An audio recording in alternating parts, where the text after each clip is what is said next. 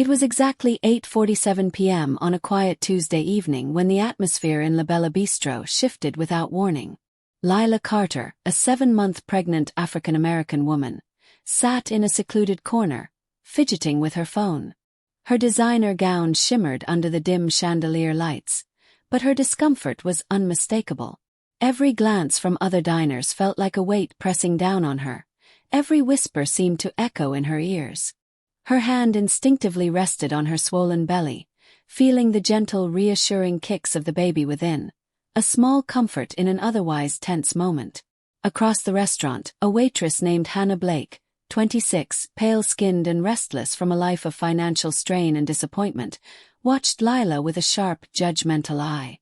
But before we dive into what happens next, I'd love to know, where are you tuning in from today? Drop a comment below and please like the video. Thank you. Hannah's own day had been a string of frustrations. Passed over for a promotion, exhausted from double shifts, and feeling invisible in a world that seemed to favor others. She had been harboring a simmering bitterness for months, targeting those she perceived as pretentious or undeserving. Without warning, Hannah grabbed a glass of ice water and flung it across Lila's table. The cold liquid drenched Lila's gown, seeping through to her skin and chilling her to the bone. A hush fell over the bistro. Forks paused midair, conversations faltered, and every eye turned toward the unfolding drama. Hannah leaned in, a venomous smile twisting her features. Oops. Maybe next time you should stick to places that suit you instead of pretending to be someone you're not, she spat. Lila sat frozen for a moment, water dripping down her legs, a mix of shock and fury flashing in her eyes. She slowly rose, trembling but resolute, and met Hannah's gaze. You have no idea what you've done, she said, her voice low but heavy with authority. Then, in a display of composure that stunned the room, Lila reached into her purse, pulled out the exact amount for her untouched meal, added a generous $500 tip, and walked toward the exit with her head held high, fighting back tears. Outside, waiting by a sleek black SUV, stood her husband, Marcus Ellis, a man whose quiet demeanor hid a life of calculated power and influence. Upon seeing the state his wife was in, Marcus's expression hardened into something chilling. What happened? He asked, his tone calm but lethal. Lila looked at the restaurant and then at him, her voice trembling as she said 4 words that carried immense weight. Someone needs respect. Hannah returned to her co-workers, smirking as if she had won a small victory. Yet even as she cleaned the spilled water, her hands shook slightly, betraying a flicker of unease she didn't acknowledge. Inside, a small voice whispered that something was amiss, but she buried it under self-satisfaction. Hannah Blake had been struggling for years. A single mother raising an 8-year-old son, Dylan, she worked endless hours just to make ends meet. 3 weeks before the incident, she had been passed over for a promotion that could have changed her life. Her frustration with the world and herself often spilled over, manifesting as cruelty toward those she deemed vulnerable or too privileged. She had a pattern. For months, she had targeted well-dressed black customers, masking her prejudice with jokes or sly comments. Each act of humiliation fed her ego and gave her a twisted sense of control over a life she felt slipping away. What Hannah did not know was that Lila Carter was anything but powerless. A 32-year-old pediatric surgeon with a Harvard education, Lila had devoted her life to saving children. Despite her wealth, she remained humble and compassionate, never forgetting her roots. Marcus Ellis, her husband, was a legitimate businessman overseeing multiple companies spanning construction, real estate, and private security across 3 states.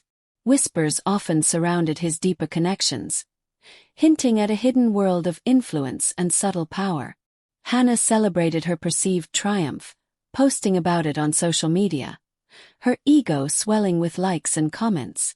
Yet even as she smiled at her phone, a subtle hollowness gnawed at her, unnoticed amidst her celebration.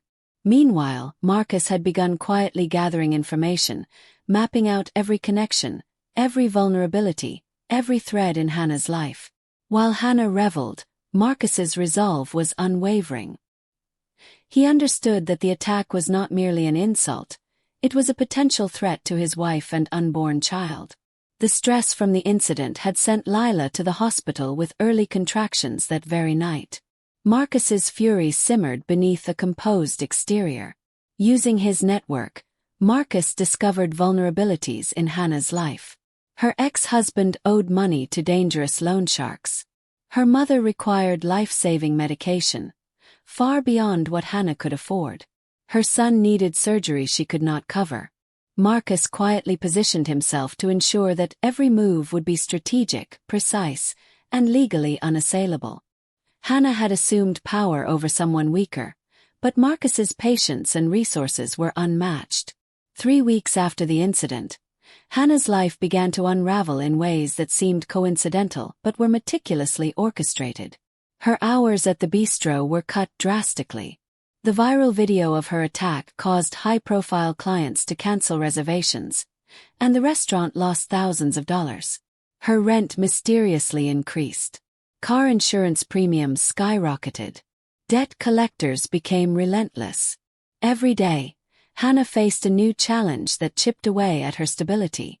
She worked multiple jobs, barely sleeping, yet money remained impossibly tight.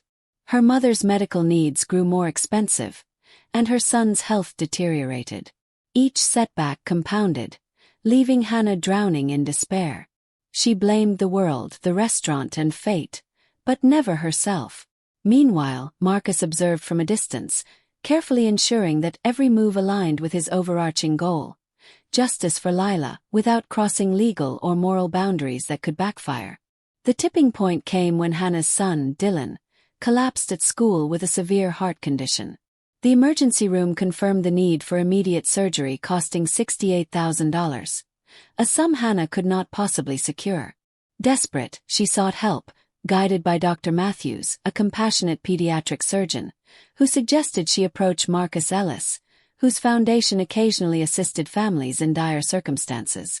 Hannah arrived at Marcus's office, trembling, clutching medical records, her heart hammering in terror and desperation.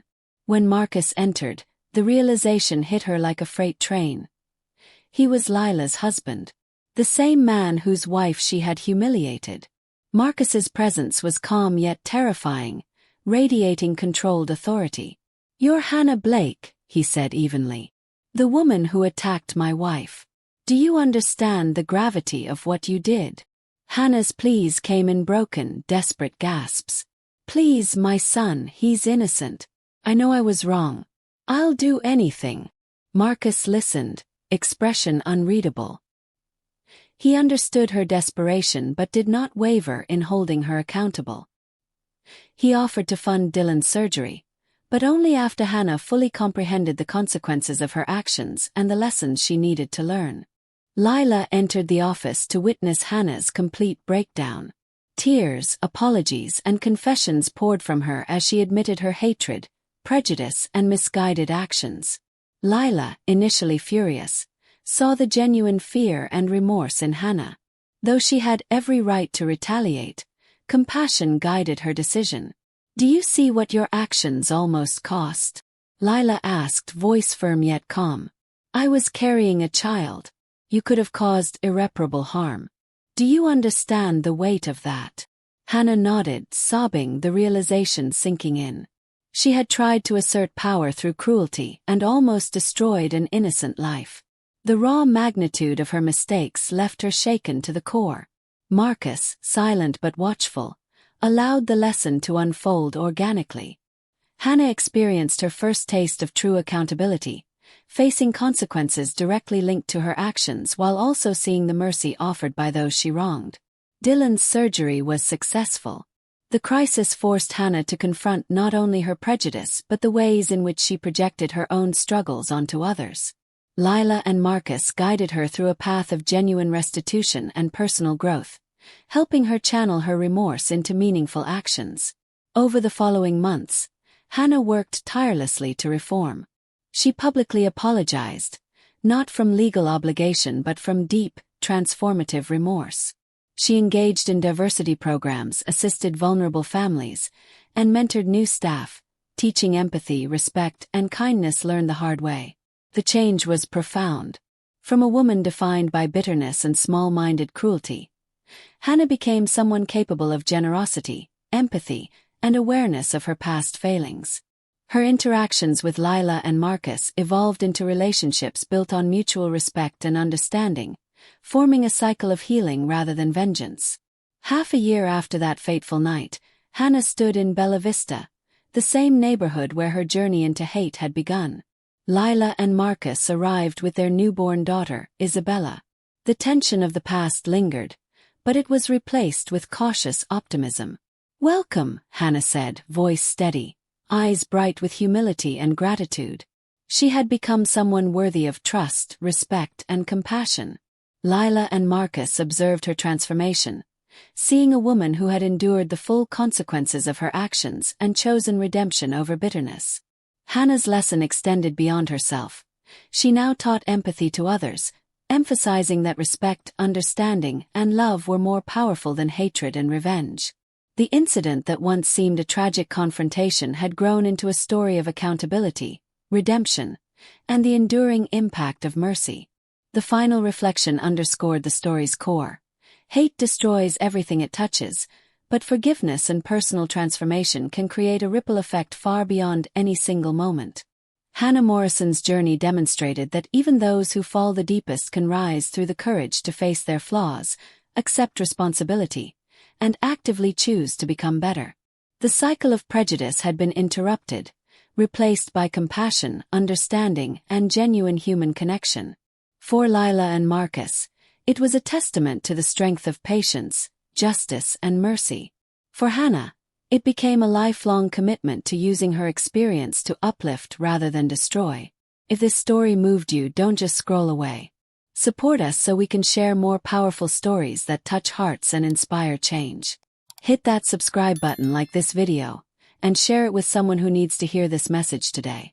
Because here on Echoes of Life Stories, every story is a lesson, and every lesson is a chance to grow.